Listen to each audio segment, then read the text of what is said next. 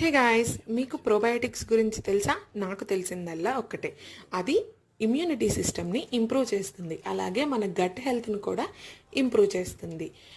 And ఇవి న్యాచురల్గా ఎందులో దొరుకుతాయని సెర్చ్ చేస్తే మనకి పెరుగన్నం దొరికేసింది. అలాగే మజ్జిగలో కూడా ఉంటాయండి, ఆవకాయలో కూడా ఉంటాయి. అంటే ఆవకాయే కాదు, ఎనీ ఫర్మెంటెడ్ ఫుడ్లో అయితే ప్రోబయోటిక్స్ అనేవి దొరుకుతాయి అన్నమాట.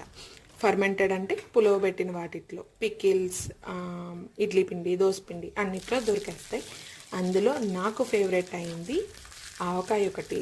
ఆవకాయతో పాటు ఈ పెరుగన్నంని నేను ఆవకాయ కన్నా ఇలా తాలింపు పెట్టుకొని ఎక్కువ పప్పులు వేసుకొని తినడానికి ఇష్టపడతాను. పప్పుల్లో ఏవైనా వేసుకుంటాను నా ఇంట్రెస్ట్ని బట్టి. ఆ రోజు నాకు ఏవి తినాలనిపిస్తే ఒక్కోసారి జీడిపప్పు, పల్లీలు, శనగలు, మినప్పప్పు అలా నాకు నచ్చినట్టు వేసుకుంటాను.